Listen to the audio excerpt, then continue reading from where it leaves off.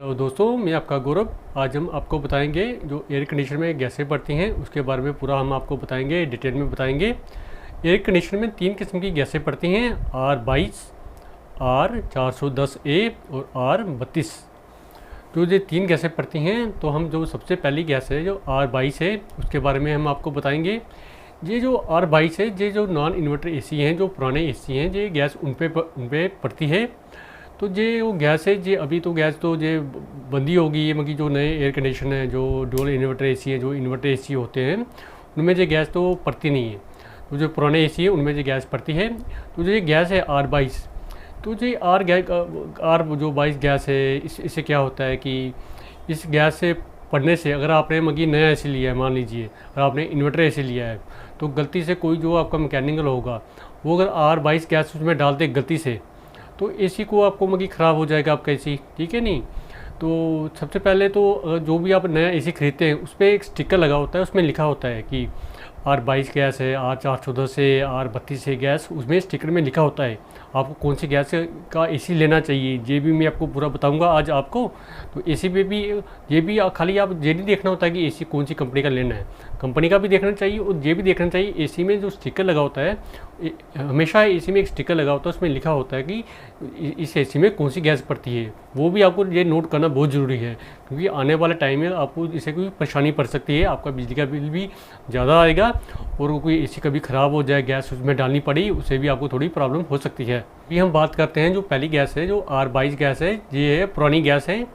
इस गैस में क्या होता था, इस गैस में जो पुराने एयर कंडीशनर है वो वाली गैस इसमें पड़ती थी। जब मान लीजिए कि किसी एयर कंडीशनर की गैस ख़त्म हो जाती है, तो ये गैस तो वही आम मैकेनिकल होता था, वो भी इस गैस को डाल लेता था। इससे होता क्या था, इस गैस से मतलब आपके जो कंप्रेशर होता है वो इस गैस जब आप एसी में डालोगे तो मतलब आपकी कंप्रेशर अब ज़्यादा वो ज़्यादा चलेगा, इससे आपकी जो बिजली का बिल वो भी ज़्यादा आएगा, ठीक है नहीं। गैस का भी बहुत लिंक होता है इसी से। R22 की बात करूँ मैं, तो जो आपके जो नए एसी आपने लगाए हैं, जो इन्वर्टर एसी होते हैं, उनमें आपने गलती से भी R22 गैस होती है वो कभी नहीं बननी है। जब भी कोई आपके एसी में कभी गैस ख़त्म हो जाए, अगर आप R22 गैस अगर कोई भी जो मैकेनिकल भरेगा उसको पहले ही मना कर लेना। तो आपने पहले अपने एसी को देख लेना कि आपके एसी में जो स्टिकर लगा हुआ, जो आपकी जो बुक होती है, बुक लेटर होती है, जो उसमें पूरा लिखा होता है इस एसी में कौन सी गैस पड़ती है, अपने उसी को गैस को भरवाना चाहिए। और जो R22 गैस है, इससे क्या होता है, जो एयर कंडीशनर की जो कूलिंग होती है वो भी कूलिंग भी कम होती है। अगर आप R22 एयर कंडीशनर की जो गैस को भरवाओगे उससे एसी की इतनी कूलिंग नहीं होगी, कूलिंग भी कम होगी। तो हमेशा मगी जब भी आपने मगी गैस भरवानी, R22 गैस को नहीं भरवाना चाहिए। हाँ, जो पुराने एसी होते हैं उनमें R22 गैस वो पड़ती है। अभी गवर्नमेंट ने भी R22 गैस को बैन कर दिया है, मगर बीच बीच में लोग चोरी R22 गैस होती है लोग भरवाते हैं, मगर आपने नहीं भरवानी चाहिए। हाँ, अगर पुराना एसी है तो उसमें वो आपको मजबूरी में आपको गैस भरवानी पड़े, वो बात अलग है। बात करते हैं जो दूसरी गैस है R410A। जो ये वाली गैस है, ये गैस बिल्कुल सेफ़ है। इस गैस से भी अगर आप ये गैस भरवाओगे, ये आप जो इन्वर्टर एसी होते हैं उनमें ये गैस पड़ती है, R410 है, R410A। तो इस गैस से भी जब भरवाओगे, जो एयर कंडीशनर की कूलिंग होगी वो भी ज़्यादा होगी, तो उससे क्या कूलिंग भी ज़्यादा होगी, एसी कमरा भी ज़्यादा ठंडा करेगा। उससे क्या होता है, जो एनर्जी की जो बिजली का बिल वो होता है, एनर्जी सेव भी होती है इससे, और बिजली का बिल भी कम आता है। क्योंकि एसी चलता किससे, जो ठंडी हवा आती है किससे, वो तो उसमें गैस ही होती है ना, गैस ही रोटेट होती है। गैस रोटेट होने से ही तो एसी चलता है, एसी की कूलिंग होती है, एसी कमरा ठंडा करता है। तो आज जो 410 गैस है ये आप भरवा सकते हो। हाँ, जब भी आपने एसी लेना है उसमें अगर R410A का वो स्टिकर लगा हुआ उसमें अगर ये वाली गैस पड़ती है तो आपने वो वाला एसी ले लेना चाहिए। अभी हम बात करते हैं तीसरी गैस, जो R32 गैस है। तो मैंने जो अपने घर में भी एसी लगाया है वो LG का एसी है, डुअल इन्वर्टर, उसमें भी R32 गैस पड़ती है। वो भी मैं अपने एसी पे वो स्टिकर लगा हुआ है, उसमें R32 गैस पड़ती है। तो आपने जब भी लेना है पूरी कोशिश करनी चाहिए, जब भी आप एसी लो उसमें R32 गैस पड़नी चाहिए। इससे क्या होगा, जो आपकी जो कूलिंग है, कूलिंग कैपेसिटी आपकी ज़्यादा हो जाएगी, तो कमरा एसी आपका ठंडा ज़्यादा करेगा, और इससे आपका क्या होगा, एनर्जी सेव होगी तो बिजली का बिल कम आएगा। तो हमेशा कोशिश करनी चाहिए कि जब भी आपने एसी लेना है तो उसमें मगी R32 गैस पड़नी चाहिए। उसमें जो भी स्टिकर लगा हो, पहले वो अपनी दुकान से जहाँ से आप एसी लेते हो, चाहे वो शोरूम से लेते हो, चाहे वो अमेज़ॉन से करते हो, जब भी पूरा सर्च करके उसमें आपने ये नोट कर लेना है कि अगर उसमें गैस R32 पड़ती है तो वही एसी लेना चाहिए। गलती से भी R22 गैस पड़ती है, जो पुराने एसी में पड़ती थी, वो आजकल नए इन्वर्टर एसी है उसमें नहीं पड़ती नहीं है। और कोई आपको वो वाला एसी दे देता है जिसमें R22 गैस पड़ती है, वो आपने कभी नहीं लेना है। और जिसमें R32 गैस पड़ती है, जहाँ R410 से गैस पड़ती है, तो वो लेना चाहिए। मैं तो आपको रेफ़र करता हूँ।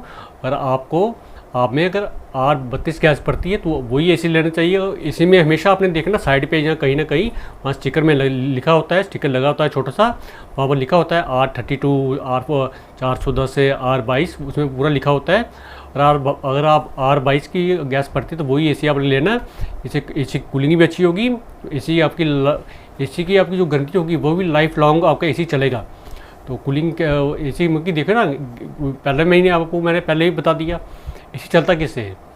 गैस ही पड़ती है ना, गैस ही रोटेट होती है पूरी, तो उससे कूलिंग होती है, कमरा उतना ज़्यादा ठंडा करेगा। R22 जो गैस पड़ती है उससे क्या होता है, कमरा इतना ज़्यादा ठंडा करेगा नहीं।